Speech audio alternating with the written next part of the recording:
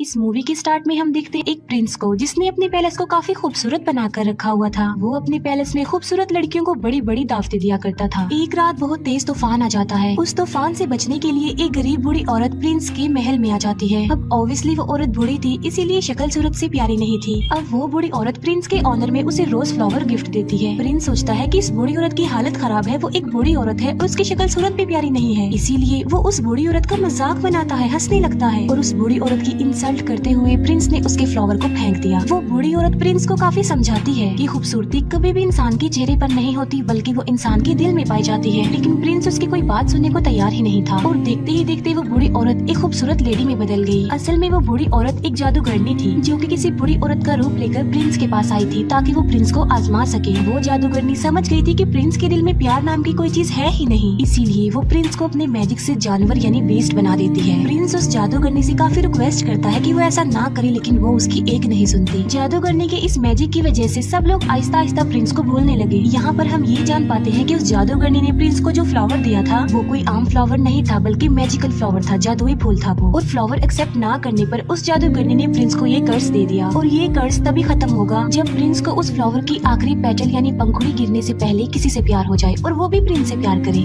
लेकिन आखिरी पंखुड़ी गिरने से पहले अगर प्रिंस से किसी ने प्यार ना किया तो प्रिंस कभी भी इंसान नहीं बन सकेगा दोबारा, बल्कि बेस्ट ही रहेगा वो हमेशा। काफी साल गुजर जाते हैं लेकिन उस पैलेस में कोई भी नहीं आता। फिर हमें पैलेस के करीबी एक गांव में एक लड़की दिखाई जाती है जिसका नाम होता है बेल। बेल को किताबें पढ़ने, स्टोरीज पढ़ने का काफी शौक था। बेल के फादर एक डिजाइनर होते हैं। उसी गांव में एक और लड़का भी रहता है जिसका नाम होता है गैस्टोन। गैस्टोन जो कि बेल से शादी करना चाहता था, लेकिन बेल उसे शादी करना नहीं चाहती थी क्योंकि वो एक प्राउड इंसान था। गैस्टोन बेल से शादी करने के लिए उसे अपना बनाने के लिए काफी स्ट्रगल भी किया करता था, लेकिन उसकी कोशिशें नाकाम ही रहती हैं। एक दिन बेल के फादर को कहीं पर जाना था। जिस रास्ते से उन्होंने जाना था वो एक जंगल था। बेल के फादर देखते हैं कि उनके रास्ते में तो आग लगी हुई है, लेकिन वहाँ पर एक और रास्ता भी था जहाँ पर वो मुड़ जाते हैं। बेल के फादर अपने घोड़े पर सवार होते हैं, लेकिन तभी उन्हें जंगल से भेड़ियों की आवाज सुनाई देती है और फिर वही भेड़िए उनका पीछा करने लगते हैं। बेल के फादर अपनी जान बचाने के लिए वहाँ से भागते हैं और भागते भागते वो आ जाते हैं बीस्ट के पैलेस के पास। बेल के फादर जब अंदर जाते हैं तब उन्हें वहाँ पर कोई भी दिखाई नहीं देता। हालांकि ऐसा लग रहा था कि पैलेस में कोई रहता है। कैंडल्स भी जल रही थी और टेबल पर खाना भी पड़ा हुआ था। इतना अच्छा खाना देखकर बेल के फादर खाना खाने लगते हैं, लेकिन हम फिर बहुत हैरान कर देने वाली चीज देखते हैं। वहाँ पर जो कप पड़ा होता है वो बेल के फादर से बातें करने लगता है। बेल के फादर समझते हैं कि ये कोई सॉल है जो उन्हें डराने की कोशिश कर रही है, इसीलिए बेल के फादर उसे कहते हैं कि मैं तुमसे नहीं डरता। ये कहकर बेल के फादर वहाँ से भाग जाते हैं। अब यहाँ पर सवाल ये उठता है कि वो कप कैसे बोल पाया। असल में बात ये है कि वहाँ पर यानी पैलेस में जितनी भी चीजें पड़ी हुई थी वो पहले इंसान हुआ करते थे, लेकिन जादूगरनी के कर्ज की वजह से वो सब चीजों में बदल गए। बेल के फादर भागते हुए गार्डन में आ जाते हैं। वो देखते हैं कि वहाँ पर बहुत प्यारे प्यारे फ्लावर लगे हुए हैं। बेल के फादर सोचते हैं कि मेरी बेटी बेल ने अपने लिए फ्लावर मंगवाया था, इसीलिए वहाँ से वो एक फूल तोड़ लेते हैं और तभी वहाँ पर बीस्ट आ जाता है। फ्लावर चोरी करने की पनिशमेंट देने के लिए बीस्ट उन्हें प्रिजनर बना लेता है, लेकिन बेल के फादर का घोड़ा वहाँ से भाग जाता है और वो सीधा अपने घर आता है बेल के पास। बेल जब देखती है कि घोड़ा अकेला आया है, उसके फादर नहीं आए, तो वो फौरन समझ जाती है कि उसके फादर किसी मुसीबत में फंस गए हैं। इसीलिए बेल अपने फादर को ढूंढने के लिए उस घोड़े पर बैठ जाती है। वो घोड़ा बेल को ले आता है पैलेस में और पैलेस में ही बेल के फादर को प्रिजनर बनाकर रखा हुआ था। बेल जब पैलेस के अंदर जाती है तब उसे वहाँ पर कोई भी दिखाई नहीं देता। बेल वहाँ पर काफी आवाजें भी लगाती है, लेकिन उसे आगे से कोई भी रिस्पॉन्स नहीं मिलता।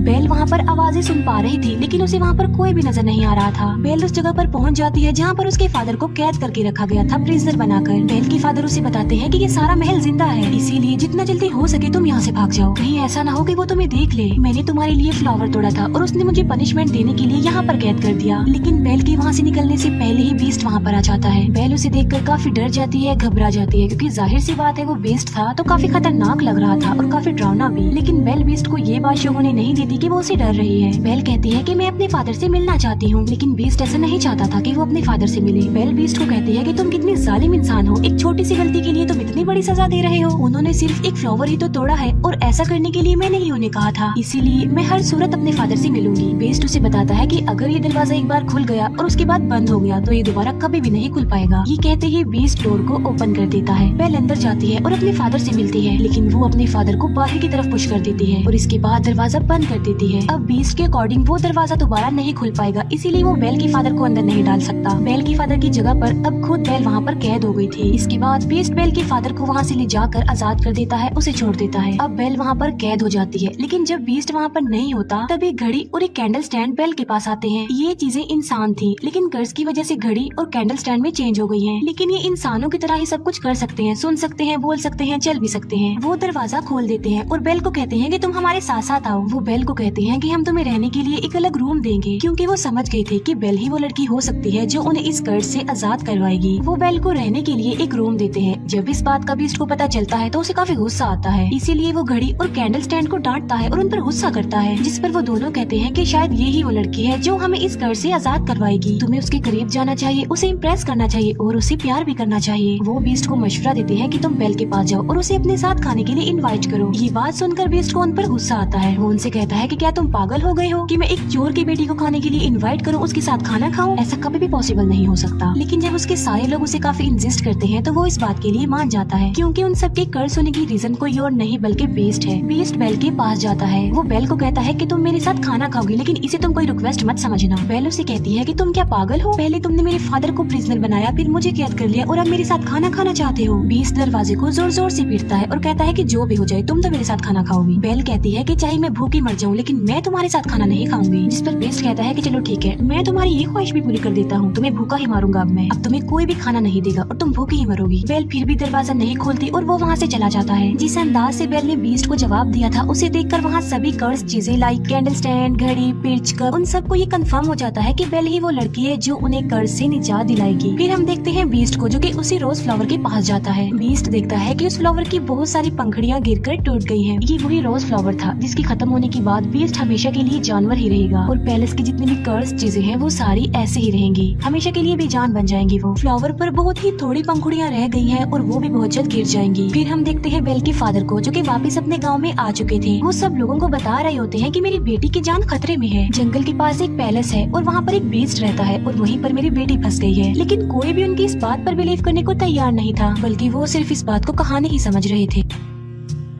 लेकिन गैस्टोन, जो कि बेल से शादी करना चाहता था, वो बेल के फादर को इम्प्रेस करने के लिए कहता है कि मैं तुम्हारी बात पर यकीन करता हूँ, मैं तुम्हारे साथ जाऊंगा तुम्हारी बेटी को बचा लाने के लिए। तब गैस्टोन और उसका एक साथी बेल के फादर के लिए जंगल के रास्ते निकल पड़ते हैं। जिस रास्ते पर बेल के फादर गए थे वो रास्ता इन्हें कहीं पर मिलता ही नहीं है। गैस्टोन को इस बात पर काफी गुस्सा आता है। वो बेल के फादर को कहता है कि तुम्हारा दिमाग खराब हो गया है, कोई बीस्ट नहीं होता। गैस्टोन बेल के फादर को ये भी कह देता है कि मैं तुम्हारी बेटी से प्यार करता हूँ और मैं उससे शादी करूंगा। जिस पर बेल के फादर कहते हैं कि तुम्हारी ये ख्वाहिश कभी भी पूरी नहीं हो सकती। इस बात पर गैस्टोन को काफी गुस्सा आता है। वो बेल के फादर के हाथ पांव बांध देता है और उन्हें एक ट्री के नीचे मरने के लिए छोड़कर वहाँ से चला जाता है, क्योंकि वो भेड़ियों का इलाका था और भेड़िए उन्हें मारकर खा लेंगे। फिर हम एक लेडी को देखते हैं जिसे उसके गांव से निकाल दिया गया था और उसका नाम था अगथा। अगथा बेल के फादर की जान बचा लेती है और उन्हें आजाद कर देती है। पैलेस में हम बेल को देखते हैं, जो कि उसी रोज फ्लावर के पास आ जाती है। बेल उस फ्लावर को भी टच करने ही वाली होती है कि वहाँ पर आ जाता है बीस्ट। बीस्ट उसे कहता है कि तुम्हें अंदाजा नहीं कि तुम अभी क्या करने वाली थी, अभी हम सबके सब मारे जाते हैं। बीस्ट गुस्से में आकर बेल से कहता है कि चली जाओ यहाँ से। तब बेल रोते हुए वहाँ से भागकर चली जाती है। घोड़े पर बैठकर जब बेल जंगल पार कर रही होती है तब वहाँ पर बहुत सारे भेड़िए आकर बेल को चारों तरफ से घेर लेते हैं। लेकिन इससे पहले कि वो भेड़िए बेल को कोई नुकसान पहुँचाते, वहाँ पर बीस्ट आ जाता है। वो उन भेड़ियों का काफी मुकाबला करता है, उन्हें काफी मारता है। बीस्ट उन सब भेड़ियों को वहाँ से मार भगाता है, लेकिन इस लड़ाई के दौरान वो खुद भी इंजर्ड हो जाता है। बेल अभी घोड़े पर बैठकर वहाँ से जाने ही वाली होती है तो वो देखती है कि बीस्ट जमीन पर गिर गया है, क्योंकि वो काफी इंजर्ड है, उसकी हालत काफी खराब हो गई है। अब क्योंकि बीस्ट ने बेल की जान बचाई थी, उसे नई जिंदगी दी थी, इसीलिए बेल वहाँ से जाने की बजाय उसके पास आ जाती है। बेल उससे कहती है कि मैं तुम्हें उठा नहीं सकती, इसीलिए तुम्हें हिम्मत करके खुद ही उठना होगा। बड़ी मुश्किल से हिम्मत करते हुए बीस्ट खड़ा हो जाता है। बेल उसे अपने साथ घोड़े पर बिठाकर पैलेस में वापस ले आती है। बेल एक बार फिर से वापस उसी पैलेस में आ गई थी। पैलेस की सारी कर्ज चीजें बेल को देखकर काफी खुश हो जाती हैं, क्योंकि वो चाहते थे कि बेल यही रहे इसी पैलेस में। बेल और बीस्ट को एक दूसरे से प्यार हो जाए, जिसकी वजह से कर्ज खत्म हो जाए और सब कुछ नॉर्मल हो जाए। वो चीजें बेल को सारी स्टोरी नहीं बताती, न ये बताते हैं कि वो इस कर्ज से कैसे आजाद होंगे, बल्कि सिर्फ ये बताते हैं कि जब उस फ्लावर की आखिरी पंखुड़ी गिर जाएगी हम सब ऐसे ही रह जाएंगे और बीस्ट भी हमेशा के लिए बीस्ट ही रह जाएगा। बेल बीस्ट को बैंडेज लगाती है। बेल जब बीस्ट के पास होती है तो वो एक शेर पढ़ती है, क्योंकि बेल का इंटरेस्ट बुक में, स्टोरी में और पोएट्री में बहुत ज्यादा था, लेकिन उस शेर को बीस्ट कंप्लीट करता है। ये बात बेल को काफी हैरान कर देती है। बेल उससे पूछती है कि क्या तुम भी पोएट्री पढ़ते रहते हो? बीस्ट कहता है कि मैं लव स्टोरी, प्यार, मोहब्बत, इनकी पोएट्री नहीं पढ़ता, बल्कि मैंने बहुत ज्यादा बुक्स पढ़ी हुई हैं, बहुत ज्यादा पोएट्री के बारे में जानता हूँ। जिस पर बेल कहती है कि मुझे तो प्यार मोहब्बत की बातें, प्यार मोहब्बत की कहानियाँ बहुत पसंद है। जिस पर बीस्ट कहता है कि तुम्हारी शक्ल देखकर ऐसा लगता है कि तुम्हें प्यार मोहब्बत में बहुत इंटरेस्ट है। अगर तुम कुछ पढ़ना ही चाहती हो तो कुछ अच्छा पढ़ो। फिर बीस्ट बेल को अपने साथ अपनी लाइब्रेरी में लेकर जाता है जो कि काफी बड़ी थी। वहाँ पर बहुत ज्यादा बुक्स थी। बेल उन बुक्स को देखकर काफी शॉक्ड भी रह जाती है और काफी खुश भी हो जाती है क्योंकि गाँव में पढ़ने के लिए उसे कोई भी बुक नहीं मिलती थी और यहाँ पर तो उसे इतनी सारी बुक्स मिल गई है। बीस्ट कहता है कि अगर तुम चाहती हो तो हमारे साथ यहाँ पर रह सकती हो। ये बात बेल को काफी खुश कर देती है। फिर वक्त के साथ साथ एक दूसरे के साथ काफी टाइम गुजारने लगे। इन दोनों की दोस्ती हो गई। वो एक दूसरे के काफी करीब आ गए। एक दूसरे की लाइक्स डिसलाइक्स उन्हें पता भी चल गए। दोनों साथ मिलकर खाना भी खाते थे। फिर बीस्ट बेल को गाना भी गाकर सुनाता है और बीस्ट बेल को एक बुक भी दिखाता है जो कि एक जादुई बुक थी। वो कहता है कि ये बुक मुझे किसी जादूगरनी ने दी थी और इस किताब की मदद से हम लाइफ के किसी भी टाइम में जा सकते हैं। लाइक हम पास्ट टाइम में जा सकते हैं, फ्यूचर टाइम में जा सकते हैं। बेल उस टाइम में जाना चाहती थी जब वो अपनी मदर से आखिरी बार मिली थी। बेल जब उस टाइम में जाती है तब उसे पता चलता है कि उसकी मदर को एक इन्फेक्शन हो गया था। इसीलिए बेल की मदर ने बेल के फादर को कहा था कि तुम बेल को लेकर हमेशा के लिए यहाँ से चले जाओ ताकि मेरी बेटी को भी ये इन्फेक्शन न लग जाए।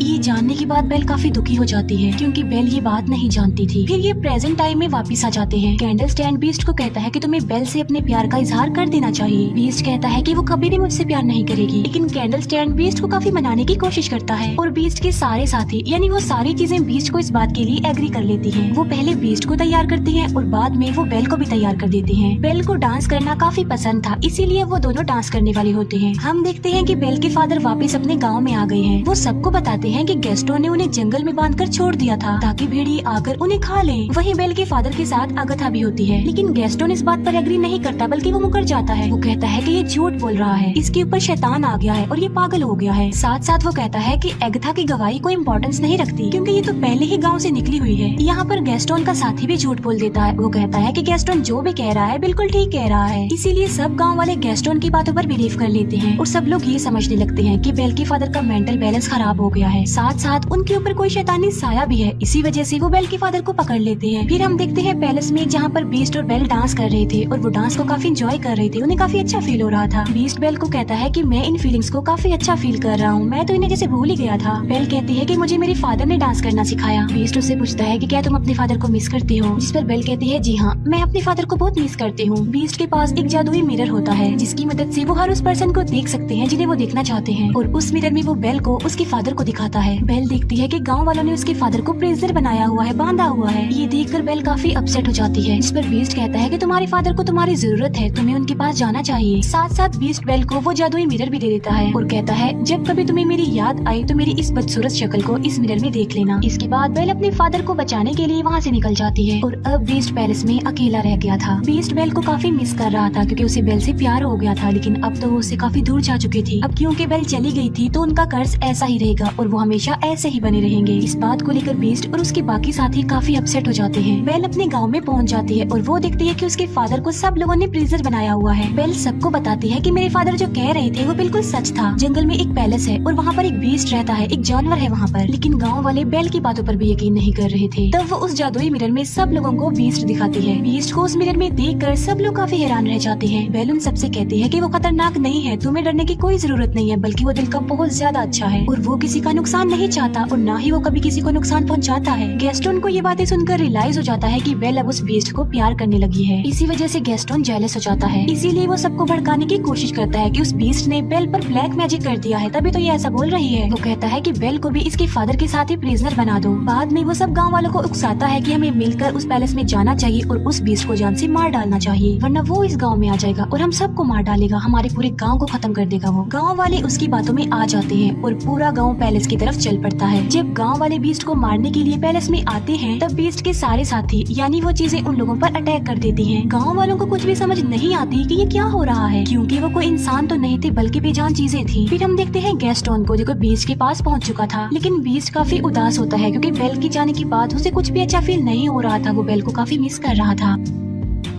गैस्टन बीस्ट को कहता है, तुम क्या समझते हो कि बेल तुमसे प्यार करती है? बल्कि तुम्हें मारने के लिए उसने हम सब गाँव वालों को भेजा है। ये कहते ही वो बीस्ट पर गोली चला देता है और बीस्ट जाकर नीचे गिरता है। लेकिन नीचे गिरने से पहले बीस्ट टेरेस के एक टॉप को पकड़ लेता है। लेकिन इससे पहले कि गैस्टन दूसरी गोली चलाता, बेल वहाँ पर आ जाती है। गैस्टन को रोकने के लिए बेल उसका हाथ पकड़ लेती है। इस फाइट में गैस्टन भी जाकर नीचे गिर जाता है। गैस्टन की गन भी उसके हाथ से गिर जाती है। बीस्ट ऊपर आने की कोशिश करता है, तभी बेल उसे आवाज देती है। वो बीस्ट को बताती है कि मैंने गाँव वालों को रोकने की बहुत कोशिश की थी, लेकिन वो नहीं रुके। बेल को वहाँ देखने के बाद बीस्ट के अंदर एक हिम्मत पैदा हो जाती है और अब वो गैस्टन का मुकाबला करना चाहता था। और अब वो पहुँच जाता है गैस्टन के पास। वो गैस्टन को गर्दन से पकड़ लेता है और उसे हवा में कर देता है और बीस्ट गैस्टन को काफी ऊंची दीवार से फेंकने ही वाला होता है, जिस पर गैस्टन बीस्ट से काफी रिक्वेस्ट करता है कि प्लीज मुझे मत फेंको, प्लीज बीस्ट मुझे छोड़ दो। बीस्ट उससे कहता है कि मैं बीस्ट नहीं हूँ। ये कहते ही बीस्ट गैस्टन की जान छोड़ देता है और उसे कहता है चले जाओ यहाँ से। गैस्टन वहाँ से चला जाता है और बीस्ट आ जाता है बेल के पास। मौके का फायदा उठाकर गैस्टन अब पीछे की तरफ से बीस्ट पर गोलियां चलाता है, जिसकी वजह से बीस्ट नीचे गिर जाता है। लेकिन गैस्टन जिस जगह पर खड़ा हुआ था वो जगह टूट जाती है और गैस्टन भी जाकर नीचे गिरता है। इतनी ऊंचाई से गिरने की वजह से गैस्टन मर जाता है। बीस्ट की हालत काफी खराब हो जाती है क्योंकि वो काफी इंजर्ड था और अपने आखिरी सांस गिन रहा था। बेल बीस्ट को कहती है कि अब के बाद मैं तुम्हें कभी भी छोड़ के नहीं जाऊंगी, जिस पर बीस्ट कहता है लेकिन अब मेरी तो जाने का वक्त हो गया है। जिस पर बेल कहती है कि तुम्हें कुछ नहीं होगा, सब कुछ नॉर्मल हो जाएगा। और हम देखते हैं कि उस फ्लावर की आखिरी पंखुड़ी भी गिर जाती है। जैसे ही वो पंखुड़ी गिरती है बीस्ट बिल्कुल खामोश हो जाता है और वहाँ पर बीस्ट के जितने भी साथी थे यानी वो चीजें थी वो भी एकदम से बेजान हो जाती हैं। बीस्ट को मरता हुआ देखकर बेल को काफी दुख होता है और उसकी आंख में आंसू होते हैं। यहाँ पर बेल भी अपने प्यार का इजहार कर देती है। वो बीस्ट को कहती है मैं तुमसे बहुत प्यार करती हूँ और वो बीस्ट के करीब भी आती है। तभी वहाँ पर एगथा भी आ जाती है। एगथा जिसे गाँव के लोगों ने निकाल दिया था। असल में बात ये नहीं थी बल्कि वो जादूगर कोई और नहीं बल्कि एगथा थी। वो देखती है कि बीस्ट को किसी से प्यार हो गया है और वो लड़की भी अब बीस्ट से प्यार करती है, यानी अब वो कर्ज खत्म हो गया है। और देखते ही देखते बीस्ट की चारों तरफ रोशनी ही रोशनी चमक उठती है और बीस्ट अब एक खूबसूरत प्रिंस में चेंज हो जाता है। ये देखकर बेल काफी खुश हो जाती है। वो दोनों एक दूसरे को देखकर काफी खुश होते हैं, एक दूसरे के पास आते हैं और एक दूसरे को गले से लगा लेते हैं। और पैलेस की जितनी भी कर्ज चीजें थी अब वो इंसान बन गई थी, यानी अपने असली रूप में आ चुकी थी। सब लोग काफी खुश हो जाते हैं। बेल और बीस्ट पैलेस में सब लोगों के बीच में डांस कर रहे होते हैं और इसी के साथ ही इस मूवी की हैप्पी एंडिंग हो जाती है। Thank you for watching.